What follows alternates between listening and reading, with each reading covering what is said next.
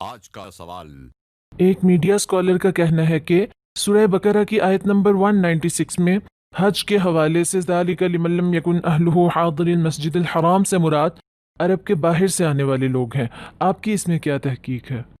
ایک یہ بات فرمائی ہے کہ اگر کوئی شخص حج کے سفر میں عمرے کا فائدہ اٹھانا چاہے تو عرب سے باہر کے لوگوں کو، عرب سے باہر سے جو لوگ جاتے ہیں ان کو یہ اجازت دے دی ہے کہ وہ اگر چاہیں تو حج کے سفر سے فائدہ اٹھا کر ساتھ عمرہ بھی کر لیں۔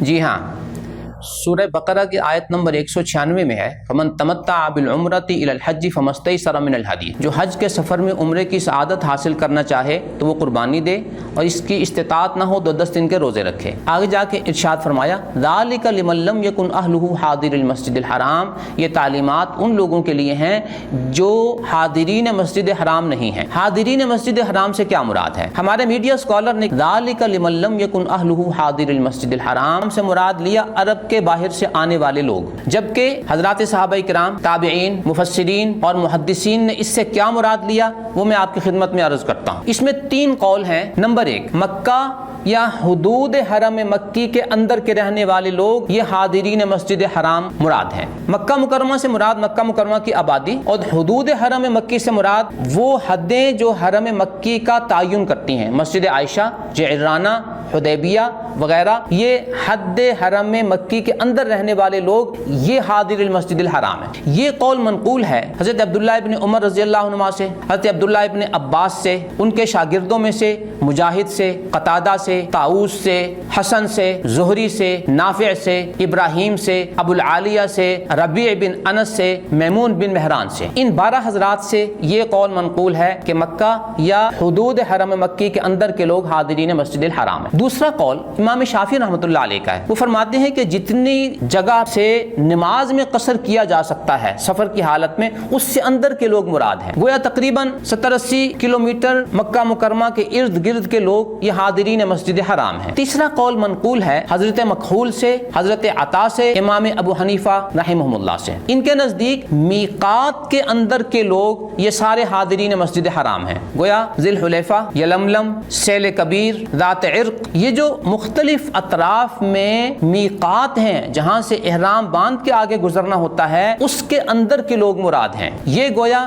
زیادہ سے زیادہ جو مسافت بنتی ہے وہ میقات کے اندر کے لوگ مراد ہیں۔ یہ تینوں قول جزوی طور پر یا مجموعی طور پر مذکور ہیں، آگے تفاسیر کا نام لیا جائے گا۔ ان میں نمبر 1، تفسیر ابن ابی حاتم نے یہی ذکر کیا، امام زجاج نے معانی القرآن میں یہی ذکر کیا، امام طبری نے تفسیر طبری میں یہی بات ذکر کی، امام ماوردی نے النکت والعیون میں یہی ذکر کیا، امام سمعانی نے تفسیر سمعانی میں، امام نصفی نے مدارک التنزیل میں، امام خازن نے تفسیر خازن میں، امام ابن کثیر نے تفسیر ابن کثیر میں، امام قرطبی نے الجامع لاحکام القرآن میں، امام نیساپوری نے غرائب القرآن میں، امام سیوطی نے در منصور میں، امام شوکانی نے فتح القدیر میں، اور صاحب تفسیر مظہری نے اپنی تفسیر مظہری میں یہی اقوال نقل کیے، جزوی طور پر یا کلی طور پر، ان میں سے بعض اقوال یا تمام اقوال ذکر کیے۔ گویا ان تمام مفسرین کے ہاں حضرات صحابہ کرام اور تابعین سے جو 1، 2، 3 قول منقول ہیں یہ انہوں نے ذکر کیے ہیں۔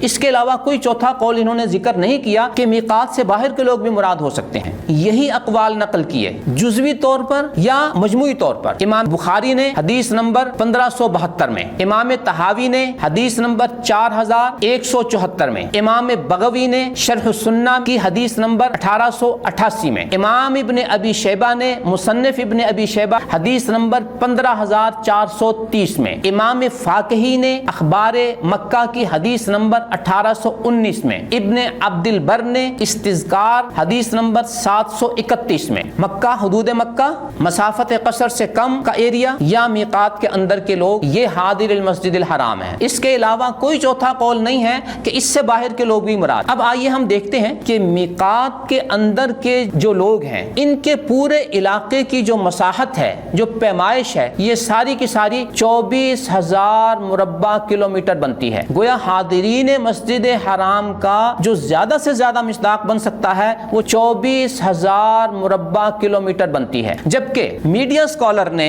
عرب کے باہر سے آنے والے لوگ مراد لیے۔ عرب کی پیمائش اگر کی جائے جن میں سعودی عرب، یمن، امارات، قطر، یہ وہ مرکزی ایریا ہے جو اس وقت بھی شبہ جزیرہ عربیہ شمار ہوتا تھا، تو اس کی پیمائش 30 لاکھ مربع کلومیٹر بنتی ہے۔ تو صحابہ کرام، مفسرین اور محدثین کے ہاں جس پیمائش کا کل مساحت 24,000 مربع کلومیٹر بنتی ہے، اس اسکالر نے اس کو 30 لاکھ مربع کلومیٹر تک پھیلا دیا۔ زمین و آسمان کا ڈیفرنس ہو گیا۔ گویا حاضر المسجد الحرام سے میقات کے اندر کے لوگ مراد لینے کی بجائے پورا عرب مراد لے لیا۔ کتنی بڑی غلطی کر دی۔ اب اگر ان کا پروگرام سن کے اس عرب ورلڈ میں رہنے والے اردو سپیکنگ لوگ وہ اسی حکم کے مطابق آگے عمل کرنا شروع کر دیتے ہیں تو کتنی بڑی غلطی ہو گئی۔ بس یہ ایک مختصر سی مثال ہے حاضر المسجد الحرام کی تشریح کے حوالے سے، اور اس سے آپ اندازہ لگا سکتے ہیں کہ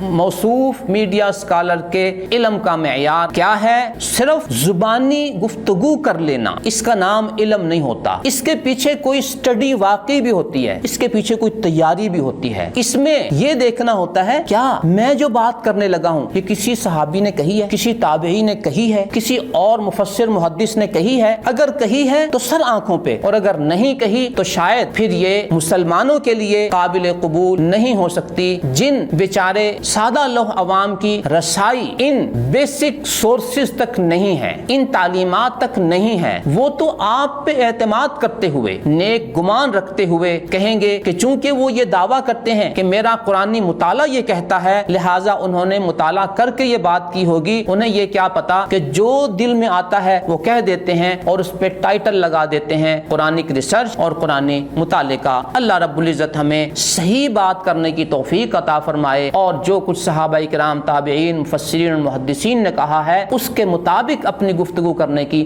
توفیق عطا فرمائے، اور اپنے ذاتی افکار و خیالات کو اسلام بنا کر لوگوں کے سامنے پیش کرنے سے اللہ تعالی محفوظ فرمائے۔ آمین۔